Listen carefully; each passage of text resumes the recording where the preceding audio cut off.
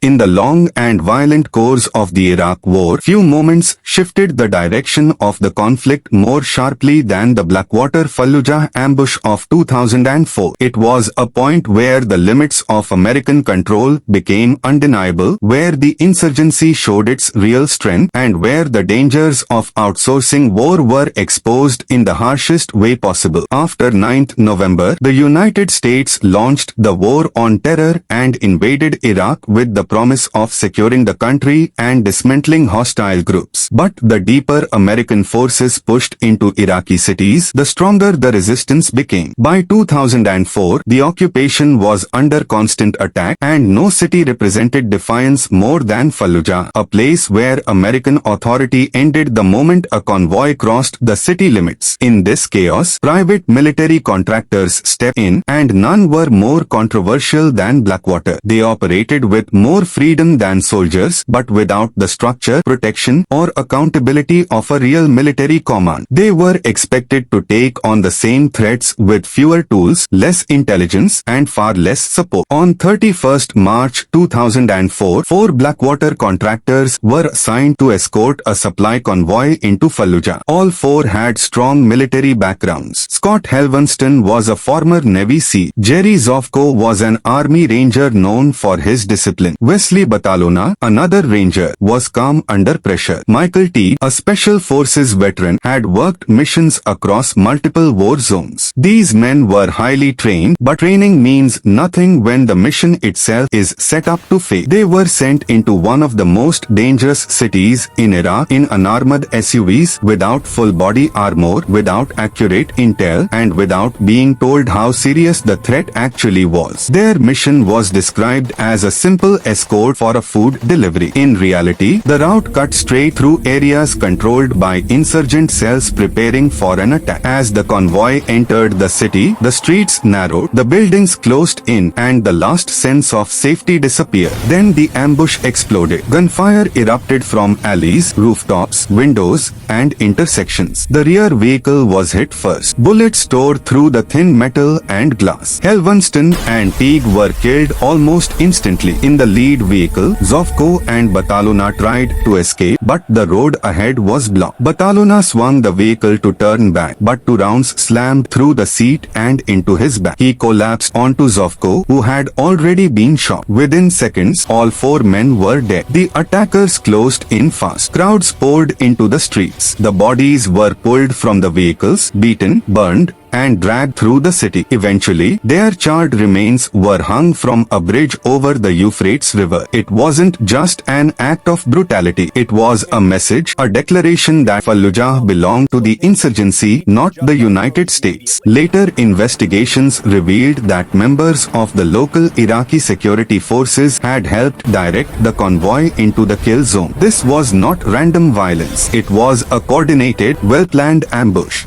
The United States responded with overwhelming force. Days later, the First Battle of Fallujah began. More than 10,000 American troops pushed into the city. Streets turned into battlegrounds. Artillery collapsed buildings. Airstrikes pounded entrenched positions. Hundreds of insurgents were killed, and American casualties climbed as the fighting spread block by block. But beneath the smoke and destruction, deeper questions could no longer be ignored. Why were these men sent into Fallujah without armored vehicles? Why were they denied intelligence that could have saved their lives? Why was a mission this dangerous treated as routine? And why were private contractors given military responsibilities without military protections? The families demanded answers. Blackwater